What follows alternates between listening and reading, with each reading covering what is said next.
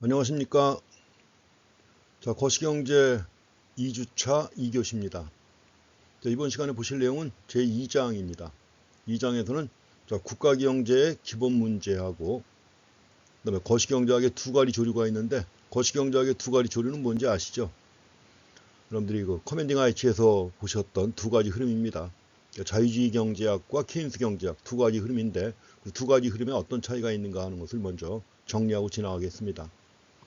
먼저 이번 시간에는 먼저 그 장기적 경제 성장, 우리가 국가 경제의 기본 문제라고 하면 크게 두 가지예요. 하나는 GDP가 결정된 이후에 그 GDP의 변동을 따지는 것이고, 또 한 가지는 장기적으로 GDP가 증가하는 경제 성장 문제입니다.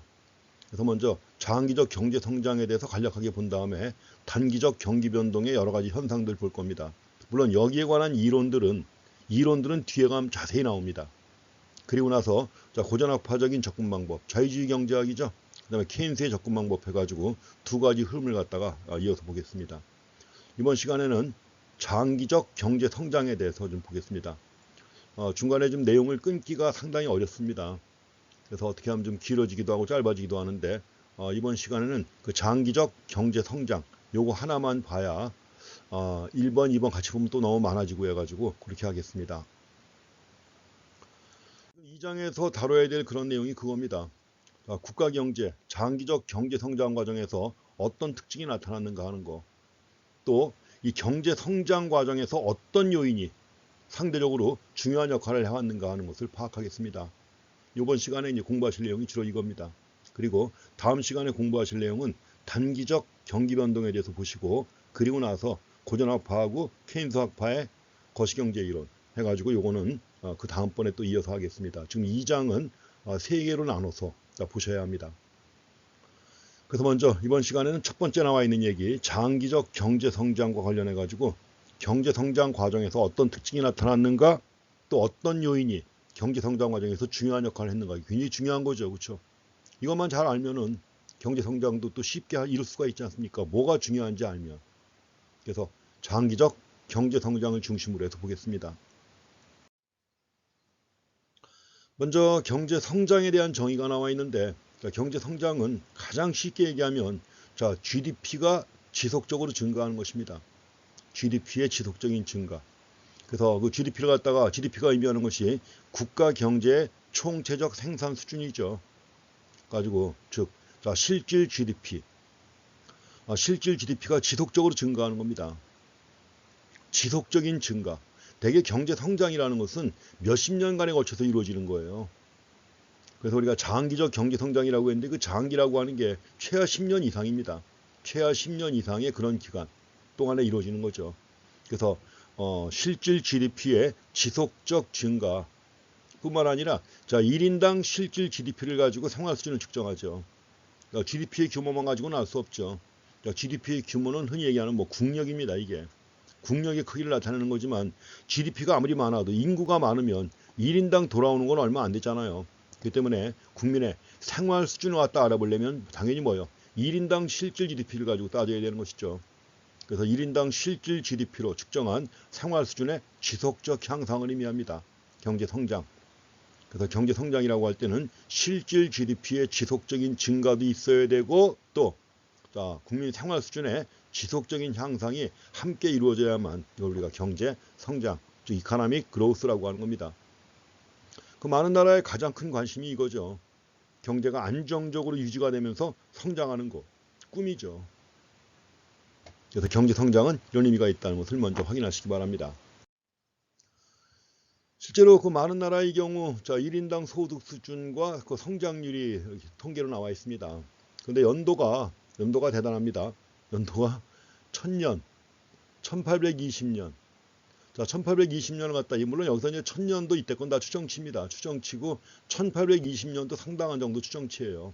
왜냐하면 1820년이 나왔는데 이거는 이제 산업혁명이 거의 끝나갈 무렵입니다. 아니면 이제 산업혁명이 일부 국가에서는 어느 정도 마무리돼 가면서 계속해서 이어나가던 그런 시기예요. 그러다가 이제 1913년이라고 하는 시기, 1차 대전 이전이죠. 1차 대전 이전이고 2010년까지 해가지고 이렇게 해놨습니다. 실제로 여러 그 전문가들이 여기 맨 아래 보시게 되면 출처해가지고 메디슨 프로젝트라고 돼 있죠. 그 메디슨 프로젝트 해가지고 이제 여러 전문가들이 참여해가지고 추정한 겁니다. 그래가지고 이제 여기 통계가 나와 있고, 이건 1인당 소득 수준이고요. 그 다음에 1인당 소득의 연평균 성장률이 나와 있는데, 이건 글자 그대로 성장률 제시하는 겁니다. 여기서 이제 가장 빠른 발전을 갖다 보인 나라들, 대개 다 서유럽이나 이런 나라들이죠. 그래서 맨 위에는 그 서유럽 평균이 나와 있습니다. 자, 서유럽 평균 나와가지고 뭐 이렇게 해서 이제 물론 이거는 이제 그 기준치 해가지고 현재 기준치 갖고 한 거예요. 2010년 기준으로 해가지고. 이제 과거의 금액이라는 것도 현재 금액으로 보셔도 상관없는 겁니다. 그렇게 해서 이제 화폐 가치에 맞게 맞는 거니까요. 이렇게 해가지고 이제 비교해 보시면 되고, 그 다음에 또 동유럽이 돼 있죠. 옛날 소련이 있고요. 또 중남이 합쳐놨고 미국도 있고, 그 다음에 이제 아시아 이렇게 해놨습니다. 그러니까 이걸 통해서 이제 우리가 얼마나 1인당 소득 수준이 변화했는가 하는 것을 갖다 살펴볼 수가 있는데, 뭐 꾸준히 그러니까 1인당 GDP가 증가해온 건 알 수 있죠. 근데 이제 과거에는 매우 완만하게 거의 뭐 변화가 없듯이 완만하게 뭐 이렇게 해온 거예요. 거의 뭐 이렇게. 그런 것이 좀 빠르게 진행되다가 근래에 와가지고는 더 빠르게 진행되고 있는 거죠. 이런 흐름을 여기서 우리가 파악해 볼 수가 있습니다. 자, 지금 수치로 나와 있는 데이터이기 때문에 이걸 일일이 확인할 수는 없고 확인할 필요도 없죠. 어쨌든 간에 우리가 세계 경제가 그동안 빠르게 성장해 온 것은 알고 있는 사실이니까. 자, 지금 우리가 본 내용 중에서 이제 산업혁명 이전이 있습니다. 산업혁명이라고 하는 게 영국에서 1770년대 이때 시작된 겁니다. 자, 그 이전에 산업혁명 이전에는 뭐였어요? 중세, 고대 이랬었죠. 중세와 고대. 자, 근대에 들어와 가지고 이제 시민혁명이 정치적으로는 시민혁명이 이루어지고, 자, 정치적으로 시민혁명이 이루어지면서 근대 민주주의 국가가 등장을 하면서 경제적으로 볼 때는 뭐예요? 산업혁명과 함께 자본주의 경제가 성립된 겁니다. 그렇기 때문에 이제 산업혁명 이전에는 실질 GDP가 증가했다고 해도 뭐 아주 미미했죠. 아주 미미했고, 그 주요 원인은 뭐예요? 대부분 다 인구 증가에 기인하는 겁니다. 인구가 증가했기 때문에 그만큼 생산력이 커져가지고 실질 GDP가 아주 미미하게 증가해 온 것이죠. 그래서 산업혁명 이전에는 기술적 향상이라는 게 거의 없습니다. 중요한 기술적 향상이라는 것은 거의 없고, 부재, 또 자본 축적도 거의 안 이루어집니다. 그러니까 대부분 실질 GDP가 완만하게 상승한 것 자체가 뭐예요? 인구 증가에 기인한다는 거죠. 인구 증가에 기인한다는 거. 가지고 이제 전체로 봤을 때 18세기 전까지는 전 세계적으로 아주 느린 성장이 이루어집니다. 성장이 이루어지긴 하지만 매우 느리게 이루어집니다. 더더구나 이제 그 당시는 농업 생산이 중심이었잖아요. 농업 생산이 중심이었는데 우리가 농업에서도 마찬가지로 토지 공급이 제한되어 있단 말이에요. 소수의 지주가 토지를 다 갖고 있었죠. 그래서 그 제한된 토지 공급으로 인해 가지고 수확 체감 현상은 아시죠? 토지 양이 증가해도 생산량은 그만큼 증가하지 않는 것이고, 토지 양이 증가한다고 하더라도 생산량의 증가분은 점점 감소하는 겁니다. 그래서 제한된 토지 공급으로 인해 가지고 수확 체감 현상도 나타났던 겁니다. 수확 체감 현상이 심각하게 나타났던 거죠. 가지고 이 수확 체감이라는 현상을 갖다가 체계적으로 밝힌 게 또 고전압화 경제학자들입니다. 고전압화 경제학자가 언제 등장했다고 그랬죠? 애덤 스미스가 국부론이라고 하는 책을 쓴 게 1776년이에요. 그리고 애덤 스미스 뒤에 이어나와 가지고 수학 체감의 법칙을 체계화한 인물이 바로 데이비 리카도인데, 리카도가 활동한 시기가 언제입니까? 1820년대 이때예요. 30년대 이때. 그래서 그때 이제 이 수학 체감의 법칙을 명확하게 인식을 한 학자가 바로 데이비 리카도입니다. 그래서 이때부터 이제 수학 체감 현상이 나타났는데, 이게 바로 제한된 토지 공급으로 인해서 나타난 그런 현상이다 하는 것입니다. 수학 체감 현상이 나타났다는 거 확인하시고요. 그다음 이제 산업혁명 이후에 글자 그대로 혁명입니다. 인더스트리얼 리볼루션, 혁명이에요. 그래서 이제 산업혁명 이후에는 전 세계적으로 인구가 증가했지만 그럼에도 불구하고 1인당 GDP가 증가했다는 얘기죠. 이 얘기는 뭐예요? 인구도 증가했지만 1인당 GDP가 증가했다는 얘기는 뭐예요? 생산성이 빠르게 증가했기 때문에, 생산성이 크게 증가했기 때문에 인구도 증가했지만 1인당 GDP도 증가했다는 겁니다. 산업혁명 이후에. 자, 1인당 GDP는 뭐예요? GDP 나누기 총인구입니다. GDP 나누기 총인구. 그러니까 GDP가 증가했기 때문에, 분모에 있는 인구가 증가했음에도 불구하고 GDP가 더 크게 증가했기 때문에 1인당 GDP가 증가한 거죠. 그렇지만 이제 주로 이런 것들은 이제 유럽이라든가 미국이라든가 이런 나라를 중심으로 해서 이루어진 것이고 여전히 자 미약한 성장세 자 이런 참 어려운 단어를 쓰고 있는데 이제는 예, 교과서라고 하는 것도 젊은 세대에 맞게 용어들을 다 좀 바꿔야 될 텐데 아직도 안 바꾸고 있습니다. 꼰대들이죠 다들 그쵸? 지들이야 뭐 쉽게 쓰는 말들이지만 이걸 갖다가 젊은 사람들이 다 알아듣겠는가? 더더구나 한자도 안 배우는데 이런 걸 좀 감안한다면 그 용어도 좀 더 쉬운 용어로 써서 제시를 했으면 참 아쉽습니다. 이런 것들이. 몇 년 전에 그 90년생이 온다 이런 책이 나와가지고 동료 교수들이 다 같이 돌려서 또 읽어보기도 했었는데 그거 맞지요. 거기에 맞게 해야 됩니다. 이제 새로 들어온 학생들이 거의 90년대 이후 출생자들이니까 90년대 이후가 뭡니까? 근데 2000년대죠. 2000년대. 자, 90년생이 09학번입니다. 90년생이 09학번이다. 그럼 지금 20학번 아닙니까? 20학번이면 2000년대 이후 세대 아니에요. 또 다르죠. 90년생과 2000년생은 또 다릅니다. 이제 그 속을 뭘 생각하는지 어떻게 생각하는지 사고방식을 알아서 거기에 막 맞춰나가야 되는 거죠. 대학도. 근데 여전히 이렇게 아주 어려운 여러분들 물론 다 아시겠지만 어려운 단어 많이 쓰고 있습니다. 근데 제가 판단하기에는 미약하다 좀 어려운 단어 같아서 한 말씀인데 그래 여전히 미약한 성장세를 보이고 있는 나라들도 꽤 존재한다는 거죠. 뭐 지금도 마찬가지죠. 특히 아시아는 아니지만 아프리카 같은 경우에는 뭐요? 여전히 거의 변화가 없습니다. 이런 나라들은 여전히 있습니다. 우리가 장기적 경제 성장과 관련해 가지고 좀 전에 이제 우리 트렌드를 갖다 봤습니다. 트렌드를 갖다 봤는데 장기적 경제 성장에서 중요한 특징들이 몇 가지가 나옵니다. 장기적 경제 성장이라고 할 때 첫 번째는 뭘까요? 소득 수준이 지속적으로 증가했다는 것이죠. 소득 수준의 지속적 증가가 나타났다. 그리고 이 국민 소득의 증가는 항상 금융 시임화와 함께 이루어집니다. 원래 소득이 증가하면 그렇잖아요. 생산활동이 활발하게 이루어지면 생산활동과 함께 화폐 흐름이 있잖아요. 금융입니다. 충분한 자금이 융통되고 공급이 되어야만 국민소득이 증가하는 거 아니에요. 항상 자 생산물과 생산요소의 흐름이 있으면 반대 방향으로 화폐 흐름이 있잖아요. 그렇기 때문에 실물 생산하고 금융 부문하고는 뗄래야 뗄 수가 없는 거죠. 그래서 국민소득의 증가는 금융 심화를 수반합니다. 자, 금융 심화라는 용어는 일반적으로 쓰는 용어입니다. 그래서 financial deepening, 자, 금융 심화라고 하는데, 자, 금융 심화는 뭐냐면 금융 연관 비율의 증가로 측정을 합니다. 금융 연관 비율. 이 용어도 확인해 주셔야 됩니다. 여러분들 더더구나 이제 금융학과니까 더 잘 아셔야죠. 디테일한 용어까지 다 아셔야 됩니다. 자, 금융 연관 비율. 자, 금융 연관 비율은 뭐냐면 GDP분의 금융자산의 비중이에요. GDP분의 금융자산의 비율을 금융연관 비율이라고 하는데 자, 금융심화라고 하는 게 바로 금융연관 비율의 증가를 가지고 측정을 합니다. 금융연관 비율의 증가.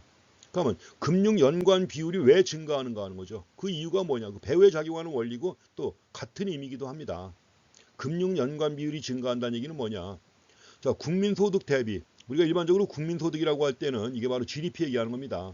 국민소득이라고 일반적으로 얘기할 때는 이것이 바로 GDP. 정확하게는 자, 실질 GDP를 갖다 의미하는 개념으로 이해하시면 됩니다. 그래서 자, 국민소득 대비 금융자산의 규모가 증가했다는 건 틀림없죠. 금융자산의 규모가 증가했다. 또 금융자산의 규모가 증가한다는 말은 또 다른 의미로 금융서비스에 대한 선택의 폭이 늘어난다는 겁니다. 왜냐하면 다양한 금융상품이 생긴 거예요. 다양한 금융상품. 여러분들 혹시 들으셨을지 모르겠지만 자, 금융 분야와 관련해 가지고 이런 변화와 관련해 가지고 빅뱅이라는 개념이 있어요. 빅뱅 아시죠? 여러분들이 알고 있는 빅뱅은 뭐죠? 우주 대폭발 얘기하는 거죠. 우주 대폭발이 있어 가지고 이걸 통해서 이제 태양계나 아니면 은하계 이런 데 질서가 잡혔다는 거죠. 별도 만들어지고 이게 바로 빅뱅이라고 하는 것이고 그때 지구도 만들어졌다. 뭐 이런 얘기합니다. 그러면 금융에서는 빅뱅이 뭐냐? 주로 80년대 이루어진 현상입니다. 80년대 자, 컴퓨터가 보급되면서 또 온라인 서비스가 강화되면서 이게 금융에 도입된 거죠. 금융에 도입돼 가지고 금융에서도 온라인 서비스가 이루어지면서 뭐요? 엄청나게 다양한 금융 상품이 생겨난 겁니다. 그러니까 이제 금융 부문의 진짜 비약적인 발전이에요. 그 금융 분야에서의 비약적인 발전, 그것도 빅뱅이라고 합니다. 그래서 그만큼 이제 금융 서비스에 대한 선택의 폭이 늘어났다는 것입니다. 자, 금융 서비스가 다양해지고 금융 상품이 많아지니까 자, 자금 수요자 입장에서 볼 때 돈이 필요한 자금 수요자죠. 자금 수요자는 주로 누굽니까? 기업이죠. 기업이고 자금 공급자는 주로 누구죠? 가계입니다. 그래서 자금 수요자 입장에서 볼 때는 신용 제약에 직면할 가능성이 줄어들었죠. 왜냐하면 돈 빌리기가 쉬우니까. 돈을 빌리기가 쉽기 때문에 그만큼 자, 신용 제약이라고 합니다. 신용 제약에 직면할 가능성이 감소한 것입니다. 이런 용어들은 이제 여러분들이 아마 이제 20학번 같은 경우에 뭐 지금 금융에 대해서 좀 공부하신 분들은 그렇겠지만 괜찮겠지만 20학번 같은 경우 뭐 지금 거시경제 20학번이 안 듣겠죠 물론. 그래서 이런 것들이 이제 현장에 금융 현장에서 쓰는 용어들입니다. 용어들인데 좀 낯설지도 모르겠습니다. 근데 이런 용어들 나오면 검색 한번 해보세요. 저한테 메일이나 이런 거로 질문하시는 분들이 꽤 은근히 있는데 그 질문 내용이 다 이겁니다. 초등학교 때처럼 선생님 이건 뭐예요? 선생님 이건 뭐예요? 이런 식의 질문이 많아요. 아니 네이버나 이런 데 가서 검색만 해보면 한 번만 검색해보면 다 할 수 있는 요새 뭐 검색 엔진이 뛰어나지 않습니까? 근데 다 물어봐요 저한테. 이제 그러지 마세요. 그러지 마시고 일단은 찾아볼 거 찾아볼 만큼 찾아보고 그래도 이해가 안 간다. 이럴 때 이제 저한테 질문하시면 됩니다. 그래서 자, 신용제약이라고 하는 게 자금이 움직이지 않는 거 자금 경색이에요. 쉽게 얘기하면 투자를 해야 되는데 투자할 돈이 없다 뭐 이런 겁니다. 아니면 이미 빌린 투자금을 갚아야 되는데 방법이 없다. 이런 것들이 다 신용제약입니다. 근데 그만큼 다양한 금융 상품이 생기고 금융 서비스가 다양해지면서 신용제약에 직면할 가능성은 줄어들었죠. 그 다음에 자금 공급자 입장에서 볼 때는 예금자입니다. 은행에 예금하는 예금자인데 옛날식으로 하면 가장 단순한 형태죠. 그래서 자금 공급자 입장에서 볼 때는 뭐요? 자산 증식 기회가 증가했다는 겁니다. 자산을 늘릴 수 있는 기회가 증가했다. 그만큼 다양한 금융 상품이 나왔기 때문에 투자 대안이 많아진 거예요. 그래서 다양한 포트폴리오를 갖다 구성할 수 있고 그런 겁니다. 그래서 자, 국민소득의 증가는 금융 심화를 유발한다. 금융 심화라고 하는 것은 금융 연관 비율의 증가다. 이런 것들입니다.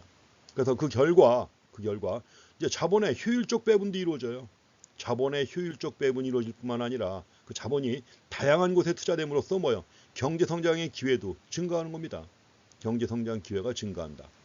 그래서 일단 국민 소득 증가가 있게 되면 실질 GDP가 증가하게 되면 금융 심화가 나타난다. 금융 심화는 금융 연관 비율의 증가를 갖다 의미한다. 가지고 그만큼 자본의 효율적 배분도 이루어진다는 것을 확인하고 지나가시기 바랍니다. 자, 소득 수준의 지속적 증가를 보여주는 이제 그래프가 좀 나옵니다. 그래서 이제 우리나라의 실질 GDP가 나오는데 뭐 글자 그대로 70년대 이후부터 비약적인 성장을 했죠. 물론 여기서 볼 때 이제 실질 GDP라고 하는 게 실질 GDP, 그러니까 세로축에 나와 있는 게 실질 GDP예요. 가로축은 시간이 나와 있는 것이고요. 근데 증가와 감소가 반복됩니다. 여기서도 보게 되면 이제 자세히는 안 나왔지만 파란색 선이 실제 실질 GDP 변화를 갖다 보여주는 거예요. 실질 GDP라고 하는 게 증가와 감소가 반복됩니다. 빠르게 증가해 왔지만 여기 약간 정체된 해도 있었고 여기서는 또 뭐예요? 하락했네요. 실질 GDP가 언제입니까?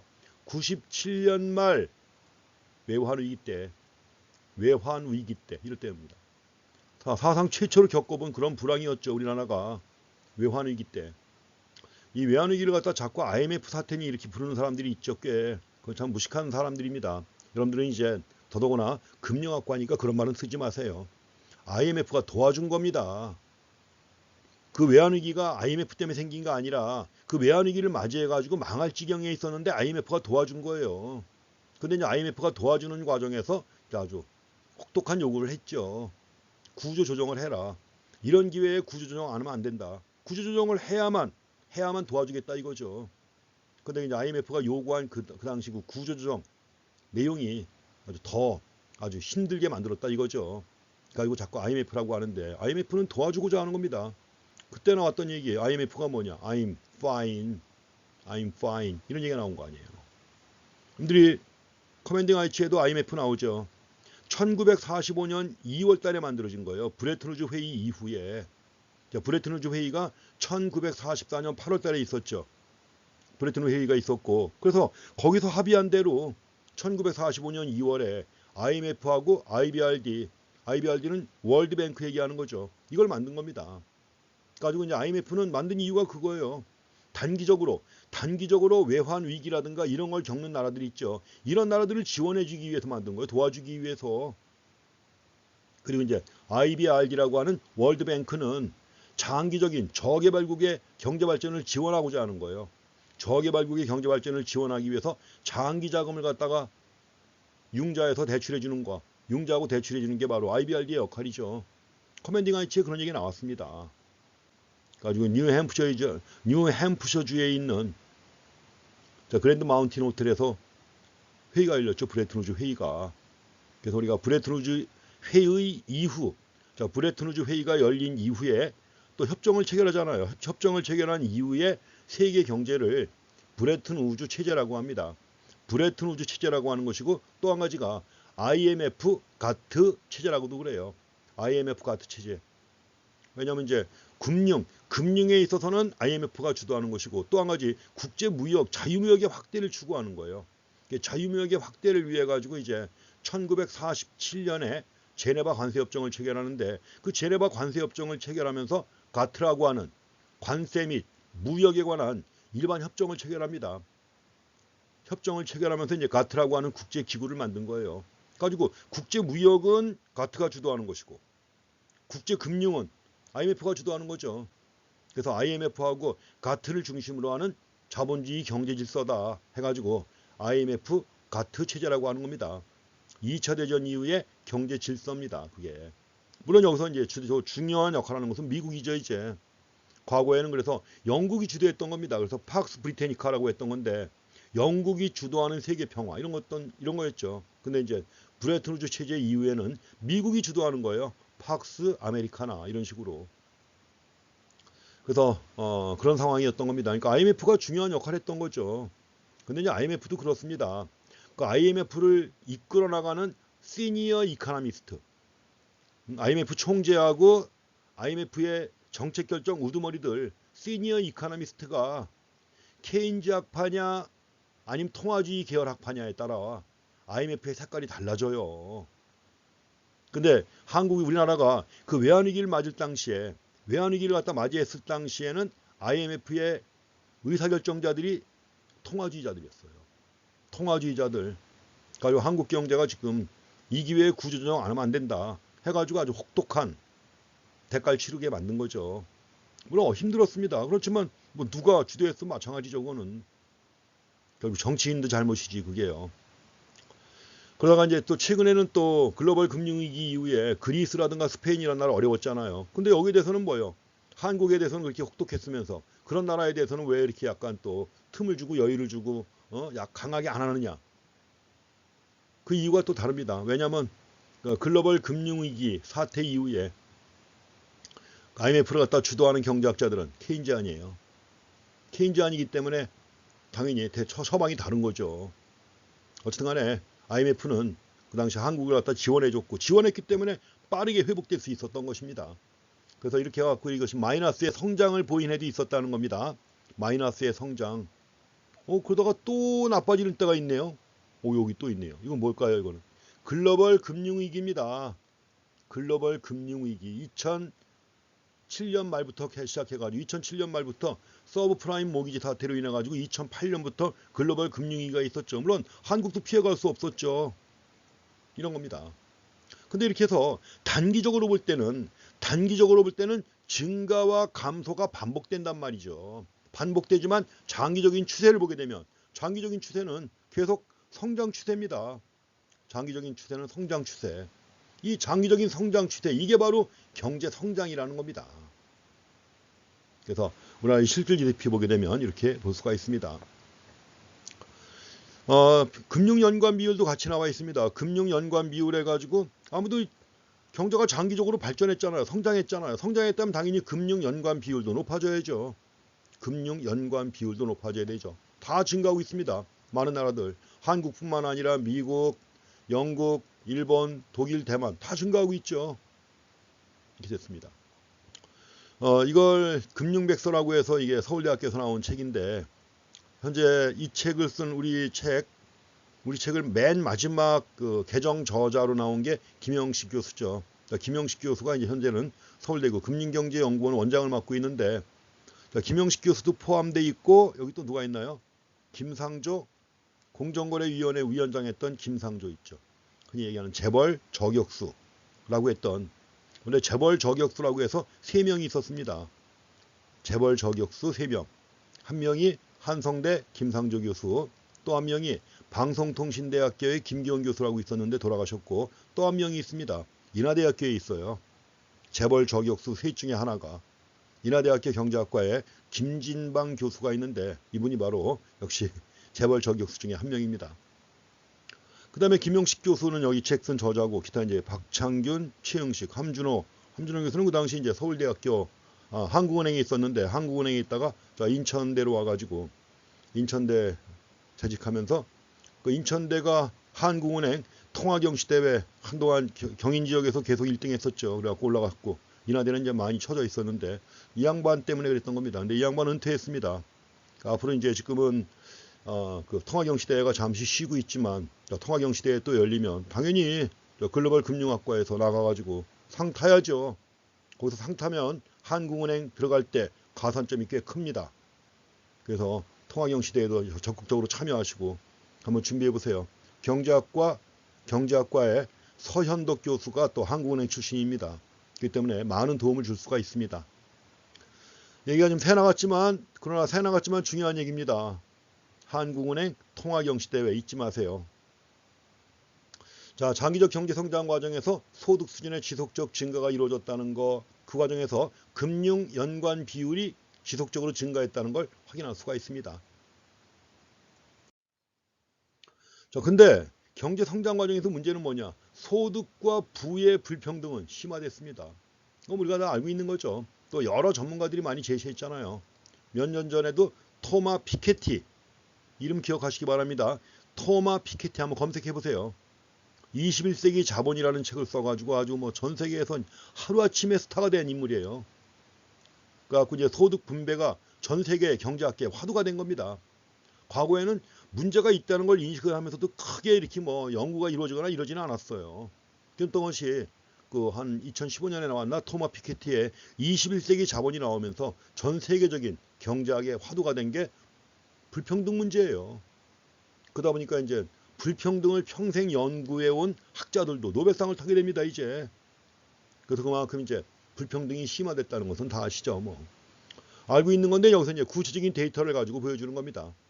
여기서 지금 연도가 쭉 나가고 있고, 그 다음에 이제 뭐 백분율이 나가고 있는데, 이게 뭐냐면 이건 그냥 백분율이고, 이건 중간 소득 대비 백분율이에요. 세로축은. 축이 2개입니다.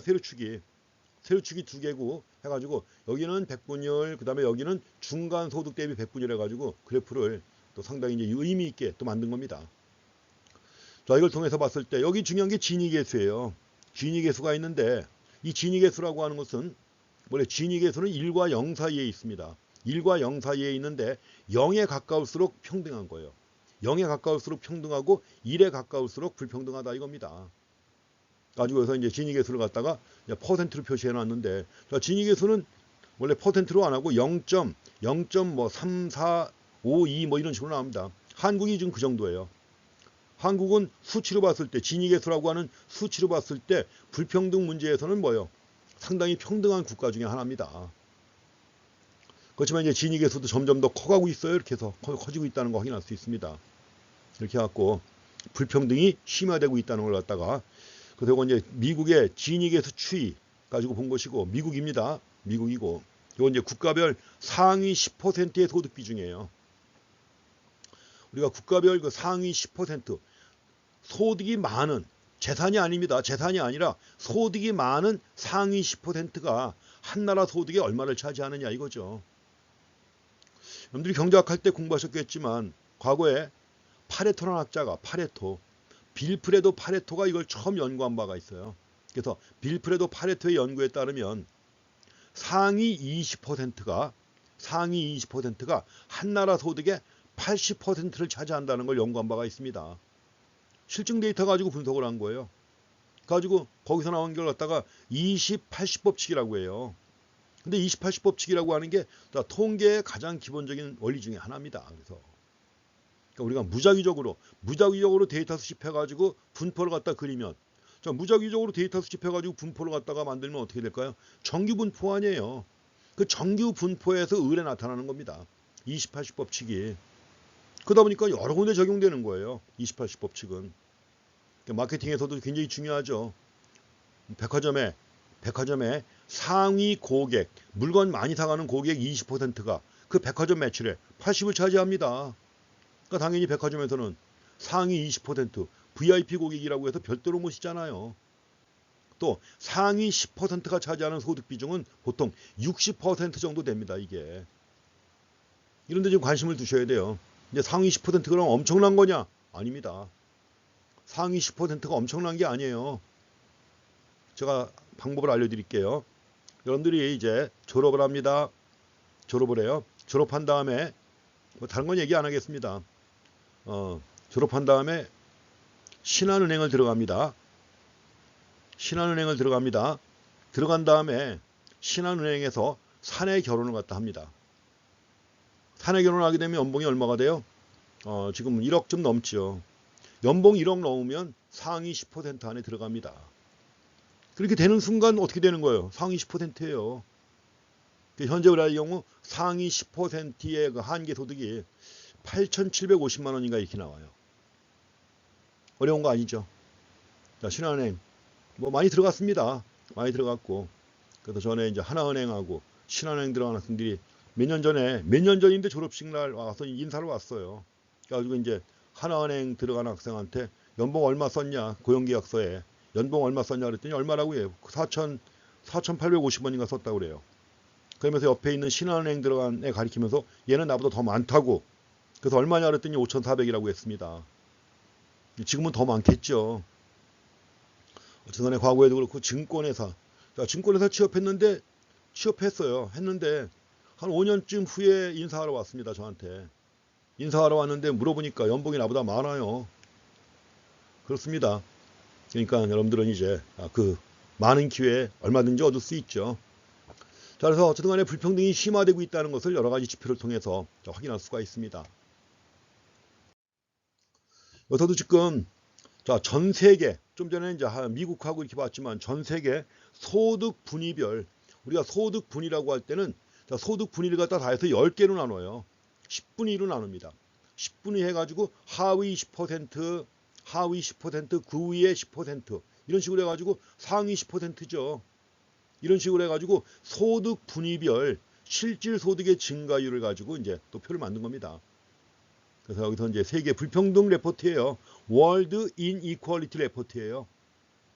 가지고 이제 여기서 나온 건데, 당연히 상위의 경우에는 뭐예요? 상위의 경우에는 실질 소득 증가율이 훨씬 높죠. 이것도 피케티가 지적한 겁니다. 피케티가 지적을 했는데 그 이유가 뭐냐? 이유는 역시 상속, 물려받은 거예요. 물려받은 게 많고 하니까는 뭐예요? 돈이 돈을 낳는다고 빠르게 증가하는 것입니다. 이게.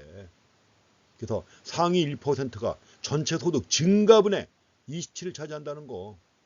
반면에 하위 50%가 전체 소득 증가분의 12밖에 차지하지 못한다는 거. 증가분입니다.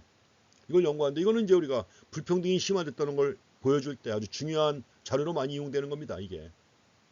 그래서 소득 분위별로 이렇게 해가지고 중간쯤 보세요. 중간쯤에 보기는 어떻게 돼요? 실질 소득 증가율이 제일 낮아요. 중간 소득계층이 제일 낮아요. 그래서 이제 미국과 이건 어떤 한 나라 갖고 얘기하는 게 아닙니다. 전 세계 갖고 얘기하는 거예요. 전 세계 여러 국가들을 가지고 한 겁니다. 그래서 이런 추세를 갖다 확인할 수가 있습니다. 그리고 이제 국가별 상위 1%의 부의 집중도 갖다 보여주는 건데, 그것도 연도별로 나와 있습니다. 이렇게 해갖고. 중국은 이제 과거엔 데이터가 없다가 다시 합의해가지고 나왔는데, 중국도 부의 집중도가 엄청나죠. 상위 1%라면 진짜 엄청납니다. 그래서 이런 식으로 해가지고 부의 집중도 보여주면 그만큼 불평등이 심화됐다는 걸 확인할 수 있습니다. 그 다음에 이제 국가 간 소득 격차도 매우 크다는 걸 아셔야죠. 뭐 다 알고 있죠. 그래서 지난 250여 년간 전 세계적으로 1인당 평균 소득 수준은 지속적으로 증가했습니다. 지속적으로 증가했다는 거 아까도 얘기했었죠. 그러나 중요한 건 부유한 국가하고 가난한 국가 사이의 격차는 줄어들지 않았다는 것입니다. 1인당 평균이에요. 여러분들 평균이 얼마나 허당인지 아시겠죠? 평균이 얼마나 허당인지. 그러니까 평균의 함정에 넘어가면 안 됩니다. 물론. 근데 뭐 다른 것들 마땅한 지표가 없으니까 그래도 이럴 때 평균을 써야 됩니다. 1인당 평균 소득 수준은 지속적으로 증가했다. 그러나 부유한 나라하고 가난한 나라의 소득 격차는 줄지 않았어요. 줄어들지 않았다. 그래서 19세기 초반부터 시작된 격차가 소득 격차가 20세기 중반까지 격차가 오히려 꾸준히 증가해 왔다는 것입니다. 그리고 또 20세기 후반에 와가지고 동양과 서양 간의 격차는 더 벌어지지 않았다는 거. 그 다음에 70년대 이후 들어와가지고는 오히려 격차가 감소하고 있습니다. 감소하는 정도가 아니라 이제 동양에서 빠르게 발전하고 있잖아요. 70년대 이후에 빠르게 성장한 나라.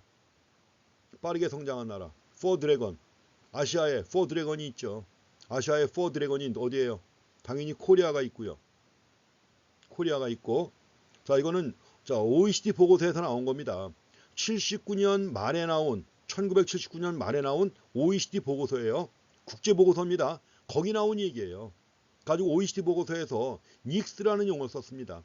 닉스, Newly Industrializing Countries 해가지고 닉스라고 하는 거예요. Newly 신흥공업국이죠. 신흥공업국. 그래서 이 용어가 80년대 이후부터 쓰이기 시작한 겁니다. 근데 신흥공업국 어딘가요? 코리아. 그 다음에 어디예요? 싱가포르 있죠. 싱가포르 있고. 그 다음에 자, 그건 그 당시 나왔던 겁니다. 79년 보고서에 나왔던 겁니다.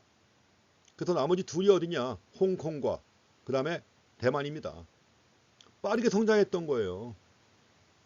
근데 이제 그 중에 한국이 제일 속도가 좀 느렸죠. 싱가포르, 홍콩, 대만은 빠르게 성장했는데.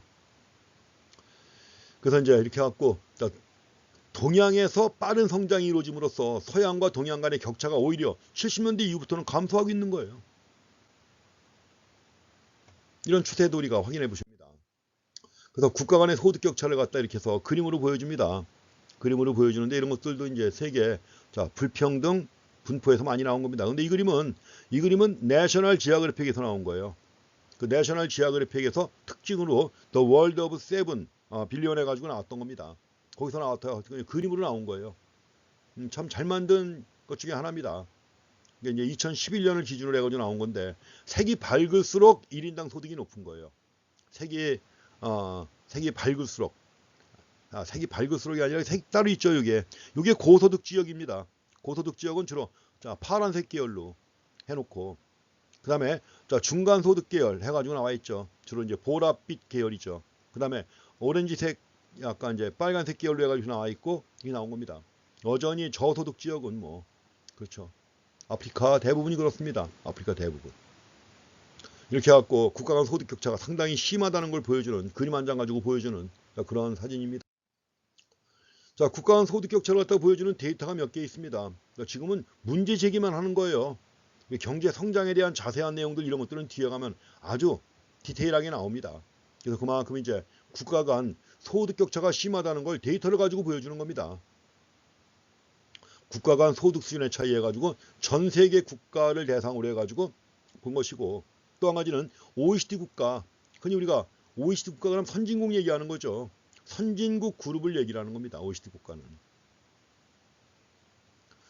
그래서 노동자 1인당 소득을 가로축에 표시한 거예요. 노동자 1인당 소득을 표시를 해가지고 세로축에는 노동자 1인당 소득 성장률 해가지고 그 관계를 갖다 상관관계를 갖다 분석을 한 겁니다. 자, 이렇게 해서 이 관계 한번 좀 보시고 그래서 국가 간 소득 격차도 매우 심하다는 거 보시면 됩니다. 음의 상관관계 보여주는 거죠. 이거는. 그래서 1인당 소득이 높으면 높을수록 1인당 소득 성장률은 낮아요. 그러니까 한국도 예전에는 두 자릿수의 성장을 계속 보여왔습니다. 70년대, 80년대 통해서 1년에 10%, 어떤 때 15%까지 미라클이야, 미라클. 그런 성장률을 한국이 보여온 거예요. 근데 앞으로 가능할까요? 불가능합니다. 있을 수 없는 거예요. 앞으로는 이제. 그렇지만 지금도 빠르게 성장하고 있는 아시아나 이런 국가들 있죠. 1년에 10% 성장 이런 나라들이 있습니다. 따라오는 나라들을. 그렇지만 어느 정도 1인당 소득이 증가하게 되면 성장률은 점점 더 낮아지게 되는 거예요. 그래서 음의 상관관계에 있다는 걸 확인하셔야 됩니다. 자, 세계 각국의 1인당 소득 수준과 성장률 사이에는, 자, 1인당 소득 수준하고 이건 성장률입니다. 그냥 성장률 사이에는, 자, 세계예요, 세계. 세계 여러 나라. 그러니까 세계 여러 나라를 갖다 종합해 봤을 때는 1인당 소득 수준과 성장률 사이에 상관관계가 별로 없어요. 상관관계가 없다는 얘기는 결국 뭐예요? 1인당 소득이 장기적으로 수렴하지 않는다는 거죠. 수렴한다는 말은 뭐예요? 자, 지금 완만하게 증가하고 있는 나라, 그 다음에 처음엔 낮았지만 빠르게 성장하고 있는 나라가 따라 붙잖아요. 이렇게 하면 빠르게 성장하면 따라 붙는 거죠. 따라 붙는 현상, 이게 바로 수렴이에요. 근데 전 세계를 놓고 볼 때는 1인당 소득하고 성장률 사이에 상관관계가 없어요. 그러니까 국가 간 1인당 소득이 장기적으로 수렴하지 않습니다. 그렇지만 단 부유한 국가들, 좀 전에 얘기했지만 OECD 국가들이에요. OECD 국가들. 그래서 OECD 국가들 사이에서는 1인당 소득 수준하고 성장률 사이에 음의 상관관계가 있는 거. 그림으로 봤잖아요. 오른쪽에. 그래서 1인당 소득 수준과 성장률 사이에 음의 상관관계가 있다. 결국 1인당 소득이 장기적으로 수렴하는 거죠. 1인당 소득이 장기적으로 수렴한다는 걸 알 수 있습니다. 좀 전에 봤던 슬라이드에 나왔던 그림을 통해서 이렇게 설명하는 것입니다. 자, 부유한 국가들, OECD 국가들입니다. OECD. 원래 OECD는 경제협력 개발기구라고 그래요. 그래서 경제협력 개발기구 해가지고 선진국 그룹이에요. 한국도 물론 가입하고 있지만, 그래서 이런 나라들 사이에서는 1인당 소득이 장기적으로 수렴하고 있다는 걸 확인할 수 있습니다. 자, 이제 우리가 경제성장의 요인을 파악해야 돼요. 경제성장을 가져오는 요인이 무엇인가? 경제성장을 가져오는 요인은 크게 보면 생산요소 투입의 증가가 있죠. 생산요소, 노동, 자본, 토지. 노동이나 자본과 같은 생산요소 투입의 증가도 있고 기술 진보도 있습니다. 생산요소 투입의 증가는 양적 성장의 요인이죠. 반면에 기술 진보는 질적 성장을 가져와 가지고 이것이 경제 성장으로 이어지는 것입니다. 그래서 우리가 경제 성장의 요인인데, 자, 생산요소 투입의 증가가 있고, 자, 노동과 자본 투입의 증가입니다. 또 한 가지는 기술 진보가 있단 말이에요. 그러니까 이 중에서 어떤 게 중요하냐? 생산요소에도 노동과 자본이 있는데 또 기술이 있는데 어떤 것이 중요하냐 이거죠. 이걸 살펴볼 수 있게 만들어주는 게 바로 성장회계라는 거예요. 성장회계를 갖다 통해서 어떤 요인이 경제성장에 크게 기여했는지 이걸 확인할 수가 있습니다. 성장회계라고 합니다. 회계예요. 그로스 어카운트라고 해서 그로스 어카운트 해가지고 성장회계라고 하는 겁니다. 그래서 성장회계와 관련해가지고 일단 생산요소인데 여기서는 자본과 노동 두 가지를 제시합니다. 자본과 노동 투입의 증가. 여기서 생산요소가 경제성장에 기여하는 정도를 뭐라고 하는 거죠? 한계 생산이라고 하는 거죠. 노동의 한계 생산, 자본의 한계 생산입니다. 한계 생산이라는 게 바로 경제성장의 기여도예요. 기여도. 그다음에 또 한 가지 기술 진보가 있습니다. 그래서 기술이라고 할 땐 단순한 생산 기술 이런 것만 얘기하는 게 아닙니다. 기술이라고 할 때는 재화나 서비스를 생산하는 기술은 물론이고 흔히 얘기하는 테크닉과 같은 그런 기술은 물론이고 다 포함하는 거예요. 판매, 사회 조직 및 운영 이런 것들 기타 모든 부분의 기술과 지식을 의미하는 거예요. 지식까지 포함해가지고 이러니까 테크닉이 아니라 테크놀로지란 말이에요. 기술이라고 할 때 테크놀로지 지식을 포함하는 그런 개념. 왜냐하면 사람 몸에 체화된 기술 이런 것들은 지식이란 말이에요. 이런 것들이 다 넓게 기술이라고 하는 겁니다. 그래서 기술 진보라고 하는 것은 모든 생산 요소의 생산성을 다 증가시켜요. 모든 생산 요소의 생산성을 다 증가시킨다는 점에서 총 요소 생산성의 증가를 갖다 의미합니다. 그래서 이제 앞으로 기술 진보는 총 요소 생산성이라고 해가지고 토탈 팩터 프로덕티비티 해가지고 TFP라고 합니다. 그래서 우리가 이제 생산함수를 만들면 그 생산함수에서 기술 진보를 갖다 의미하는 기술을 갖다 의미하는 게 있는데 이거 갖다가 이제 실제로는 구체적으로 회계에서는 총 요소 생산성이라고 합니다. 성장 회계에서는. 성장 회계에서 총 요소 생산성이라고 나오면 이게 바로 기술이다. 기술 진보다 이렇게 생각하시면 됩니다. 자, 이제 거시경제의 총 생산 함수를 만듭니다. 자, 실질 GDP예요. Y는 총 산출량이라고 해도 좋고 총 생산량에도 좋고 총 산출량, 총 생산량 다 좋습니다.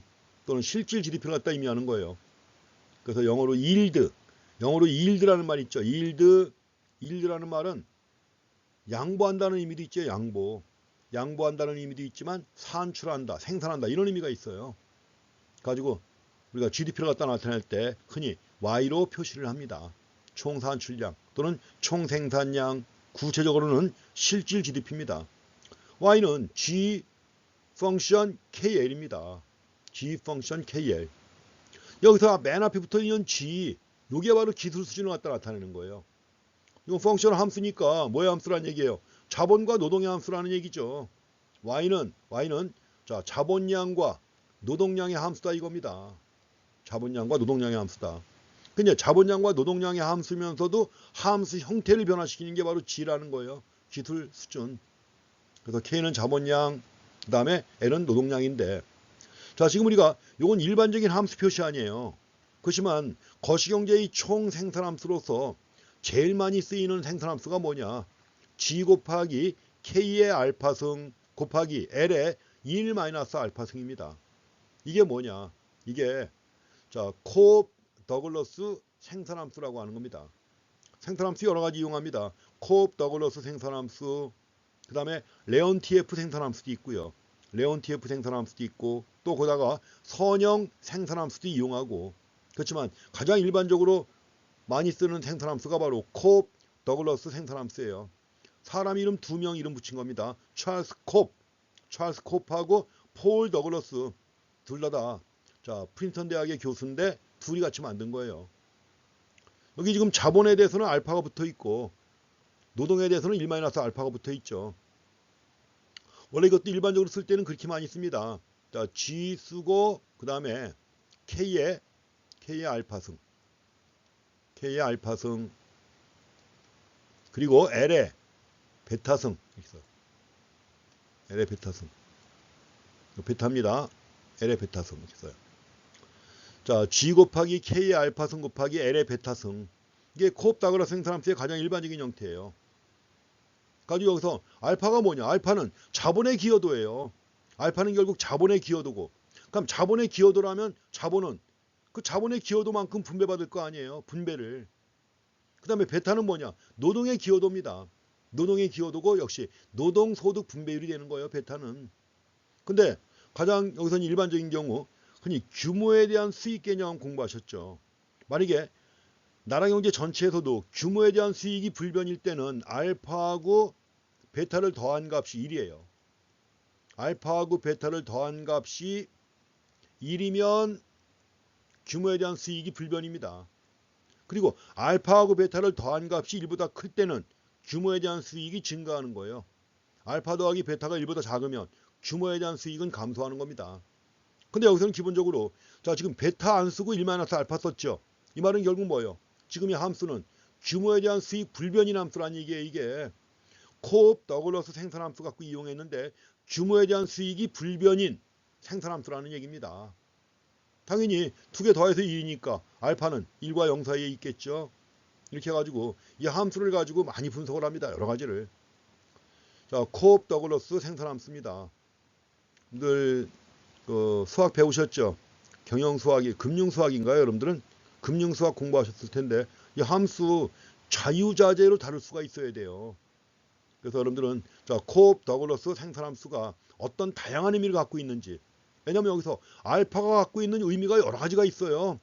베타가 가지고 있는 의미가 여러 가지가 있습니다. 가지고 이 함수를 갖다가 자본에 관해서 미분하고 노동에 대해서 미분도 해보고 이럴 때 미분값이 어떤 의미가 있는지 이런 것들은 바삭하게 알아야 돼요. 한번 검색하시든지 아니면 여러분들이 봤던 그 수학책에서 찾아보신 다음에 금융수학에서 찾아본 다음에 이 함수에 대해서는 잘 알아두셔야 됩니다. 거시경제의 총생산함수로서 이건 함수의 일반적인 형태고, 그 다음에 이제 구체적인 형태로 코옵 더글러스 생산함수가 많이 활용된다는 거. 이와 함께 특수한 경우로서 선형 생산함수, 또 한 가지 레온티에프 생산함수도 잘 확인하셔야 됩니다. 자, 지금 총 생산함수의 각 변수의 변화율이에요. 변화율을 따져야 됩니다. 변화율을 따지려면 어떻게 하면 될까요? y는 y분의 델타 y, 자, g는 g분의 델타 g 더하기 알파, 앞에 붙은 개수가 알파입니다. k의 알파 승이었죠. k의 알파 승이었는데 변화율을 따지는 거니까는 뭐예요? 변화율을 따지는 거니까 알파를 앞으로 빼가지고 알파 곱하기 k분의 마이너스 델타 k 더하기 1 마이너스 알파 곱하기 l분의 델타 k입니다. 변화율을 따지는 거예요. 변화율. 그러니까 변화율이니까 일종의 뭐예요? 결국 로그 함수를 취한 거예요. 로그 함수를 취하게 되면 뭐예요? 변화율이 되는 겁니다. 만약에 로그 y, 자연 로그 ln, 자연 로그 y는 다 뒤에다가도 로그 함수 취합니다. 로그 함수를 다 취하면 뭐가 되는 거예요? 더하기가 되는 거죠. 로그 g 더하기 알파 로그 k 또 더하기 1 마이너스 알파 로그 l 이렇게 되는 거 아니에요. 로그 함수를 취한 거예요. 근데 여기서 이제 이렇게 해갖고 변화율을 표시하기 위해서 이렇게 표시했으니까 이걸 이제 퍼센트로 표시할 수 있죠. 그럼 퍼센트 델타 y 이퀄 퍼센트 델타 g 더하기 알파 퍼센트 델타 k 더하기 1 마이너스 알파 퍼센트 델타 l이 되는 거죠. 여기서 나면 기술 진보율이 뭐냐? 기술 진보율이 이게 기술 진보율이죠. 이게 델타 g가 기술 진보율입니다.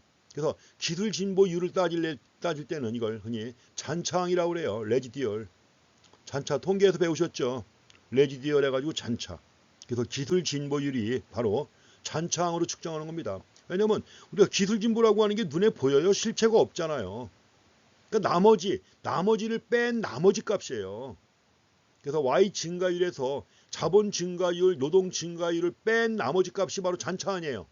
그 잔차항에 해당하는 게 바로 기술 진보율이라는 겁니다. 여기서도 그래서 기술 진보율은 퍼센트 델타 G는 퍼센트 델타 Y 빼기 알파 곱하기 퍼센트 델타 K 빼기 1 마이너스 알파 곱하기 퍼센트 델타 L.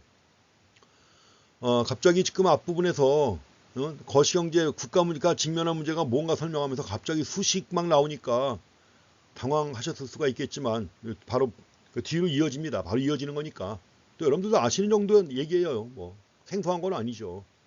그래서 이렇게 해갖고 총 생산함수를 갖다 분석을 하는 것입니다. 그래서 이제 여기서 우리가 성장회계를 얘기하고자 하는 거예요. 성장회계는 지금 기술과 자본과 노동이 있는데 그 중에서 어떤 것이 어느 정도의 기여를 했는가 이걸 알고자 하는 거예요. 그로스 어카운트는 기술 진보율, 자본 증가율, 노동 증가율이 상대적으로 경제 성장에 얼마나 기여하는가 하는 정도 이걸 측정하는 거예요. 지금 경제 성장의 원동력 해가지고 요인 해가지고 세 가지를 갖다 우리가 만들었는데 그 세 가지가 각각 경제 성장에 어느 정도나 기여하는가 하는 겁니다. 예컨대 한국 같은 경우 있죠. 1960년대부터 경제의 발전 5개년 계획을 세워가지고 경제 성장을 굉장히 중요하게 추구해 왔는데 초창기에는 경제 성장의 초창기에는 공장이 있어요, 기계가 있어요, 뭐가 있어요? 아무것도 없죠. 그러다 보니까 경제 성장의 초창기에는 자본 축적에 열을 올리는 겁니다. 자본 축적하려니까 투자를 해야죠. 투자하려니까는 저축을 많이 해야죠. 저축을 엄청 많이 장려했습니다. 가지고 이제 그 당시 그래도 나름대로 잘 교육받은 기초교육은 다 받았잖아요.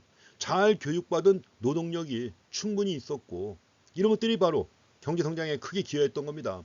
그렇지만 만약에 한국 경제가 지금 이 상황에서 성장을 한다면 자본이나 노동 가지고 되겠어요? 안 되겠어요? 어림도 없죠. 안 되죠. 지금 상황에서 경제성장을 지속적으로 이룬다면 남아있는 거 이거밖에 없다는 얘기죠. 그래서 경제성장의 초기 단계에서는 노동과 자본이 중요하다. 그렇지만 어느 정도 성장이 이루어진다면 기술이 중요한 것입니다. 그래서 뭐가 중요한가 하는 걸 갖다 우리가 파악해 보는 거예요. 그래서 주요 국의 성장 회계입니다. 주요 국의 성장 회계 해가지고 여기서 이제 60년대부터 90년대까지 90년대 95년 2000년 비교하는 거예요. 그러니까 여러분들은 여기서 요 두 가지만 비교하시면 될 거예요. 요 두 가지만. 요거하고 특히 2000년대 들어와가지고 이거하고 뭐가 중요하냐. 여기서도 이것도 그렇고 뭐 2005년부터 봅시다. 두 가지만 비교하면 되죠. 일단 경제 성장률이 과거에는 뭐 10.30% 완전 초고도 성장이죠. 이 정도면은 성장을 이뤘는데 지금은 어림도 없습니다. 안 돼요. 이제 더더구나 지금은 뭐 더더구나 어림도 없죠. 그렇지만 이제 앞으로도 정상으로 회복된 이후에도 3% 이상의 성장률은 계속 유지를 해야 되는 게 목표입니다. 근데 그러면 자, 노동의 역할 보세요. 노동 증가율. 노동 증가율이 4.34. 그런 것이 1.46, 0.52, 마이너스 0.52. 점점 줄고 있죠. 그러니까 노동의 기여도가 점점 줄고 있는 거예요. 마찬가지로 자본의 기여도가 초기에는 엄청 컸잖아요. 근데 자본의 기여도도 어떻게 해요? 점점 줄어들고 있습니다. 그러면서 점점 중요시되는 것은 뭐예요? 기술입니다. TFP가 바로 총요소 생산성 해가지고 이게 바로 뭐예요? 기술이에요. 그러니까 초창기에 60년대, 70년대 무슨 기술이 어디 있습니까? 그렇지만 이제 90년대 이후에 기술 진보가 큰 역할을 해요. 이때 빠르게 기술 역할이 중요해집니다. 그러다 이제 계속해서 그 이후에도 기술의 역할이 중요하죠. 전체 비중에서 볼 때. 뭐 다른 나라도 비슷합니다. 다른 나라도 비슷하게 추세가 나타나고 있어요. 일본하고 프랑스가 나오는데. 그래서 주요 국가의 성장 회계를 이렇게 했다면 이것도 해석을 해봐야죠. 자, 이어서 독일도 나오고 영국도 나오고 미국도 나옵니다. 자, 이 그림에 대한 설명은 책에 좀 나와 있어요. 표가 나온 다음에 책에 설명이 좀 붙어 있으니까. 근데 뭐 특별한 거 없습니다. 여러분들이 한번 그 책에 나와 있는 거 참고해 보시고 한국의 경우만 대표적으로 보시면 됩니다. 이 데이터가 바로 OECD에서 나온 거예요. 그래서 결국 주요 국가의 성장 회계를 분석한 결과입니다. 좀 전에 나왔던 성장 회계를 분석한 결과예요. 60년대 90년 사이에 동아시아 국가들의 유례없는 성장이 이루어집니다. 동아시아 국가 어디예요? 한국, 대만, 홍콩, 싱가포르입니다. 물론 지금은 이제 홍콩은 컨트리가 아니죠. 컨트리가 아니고 또 타이완은 중국이 컨트리라고 인정하지 않지만 제가 말씀드린 것은 1979년에 나온 OECD 보고서에서 그렇게 나온 거예요. 그 당시에 닉스라고 해서. 그래서 어쨌든 간에 그 당시 동아시아 국가들의 유례없는 성장이 이루어지죠. 근데 이런 유례없는 성장은 주로 어디에 기인한 거예요? 기술이 아니죠. 당연히 자본과 노동 투입 증가에 기인한 것입니다. 그렇지만 그 당시에도 주요 선진국의 경제 성장은 대부분 뭐예요? 자본 투입과 총 요소 생산성이 주도한 거예요. 60년, 90년 사이에서도 주요 선진국들, 그 당시 한국이나 이런 나라들은 이제 시작한 거고 선진국들이 이미 이전부터 해왔던 거 아니에요. 그래서 한국의 경우 60년, 90년 사이에 자본과 노동 투입 증대, 동아시아 국가들, 그 당시 선진국들은 자본과 총 요소 생산성이 주도한 것이다. 경제 성장을. 그 다음에 또 이제 60년대 말하고 80년대 사이에 미국의 경우 특별히 생산성이 저하가 됐어요. 미국은. 60년대 말부터 80년 사이에 미국에 생산성 저하가 있었는데 그 이유는 뭐냐? 노동자들이 새로운 정보통신 기술을 습득하는 과정으로 이해를 합니다. 자, 노동자들이 새로운 정보통신 기술을 습득하는 과정으로 이해를 해요. 그다음에 90년대 이후 들어와가지고는 미국의 경우에도 생산성이 다시 회복되는 모습을 갖다 보이고 있습니다. 그러니까 중요한 건 경제 성장의 초기 단계에서는 노동과 자본이 중요한 역할을 하는 거예요. 가지고 어느 정도 성장이 이루어진 다음에는 자본과 기술이 중요하다는 거죠. 그 점을 이해하고 지나가시면 되겠습니다. 그다음 이제 90년대 이후 2008년 글로벌 금융위기 직전까지 미국과 영국을 제외한 대부분의 국가들의 성장률은 크게 감소합니다. 어느 정도 성장을 이룬 다음에 성장률은 감소하게 돼 있어요. 초창기에는 아주 고도의 성장, 빠른 성장을 보여서 어느 정도 성장이 이루어지죠. 그러면 성장률은 크게 감소합니다. 일본 같은 경우에는 특히 잃어버린 20년을 갖다 겪으면서 성장률이 1%대로 급락했습니다. 그래서 이제 글로벌 금융위기 2010년 정도까지 그 이후까지 지속된 거예요. 2008년부터 글로벌 금융위기하고 대침체 이후 주요 선진국들이 한동안 낮은 성장률을 보이고 있었다는 겁니다. 그렇지만 이제 최근까지 완만한 회복세를 이어나가고 있다. 그다음에 이제 신흥국들도 뭐 신흥국은 뭐 말레이시아, 인도네시아, 인도 이런 나라 얘기하는 겁니다. 물론 이제 중국도 포함되는 거고요. 신흥국이에요. 그래서 신흥국들도 금융위기 이후에 계속 부진한 모습을 갖다 보이다가 최근 확대 조짐을 갖다 보이고 있고, 이 과정에서 이제 특히 중국 경제가 뭐요? 8% 이상 성장을 보인 게 8% 이상의 성장. 가장 빠른 성장률이에요. 그런 것이 이제 근래 들어와가지고 최근에 2020년 들어와가지고는 지금 뭐 앞길을 예측할 수 없는 상황이 된 거죠. 어쨌든 간에 자, 성장 회계에 대한 분석을 통해서 경제 성장을 위해서 뭐가 중요한가 하는 걸 일단 체크하고 지나가셔야 됩니다. 그래서 이런 걸 바탕으로 해가지고 만들어진 경제 성장 이론이 있어가지고 그 경제 성장 이론은 자, 뒤에 가서 이제 별도로 한 챕터에서 두 개 챕터에 걸쳐가지고 자세히 공부할 겁니다. 자, 시간에는 장기적 경제 성장에 대해서 봤는데 여기서 마무리하고 다음 시간에는 단기 경기 변동이에요. 단기적 경기 변동에 대해서 볼 겁니다. 수고했습니다. 과제물 출석 과제는 한 장으로 해가지고 제출하시고요. 자, 수고했습니다.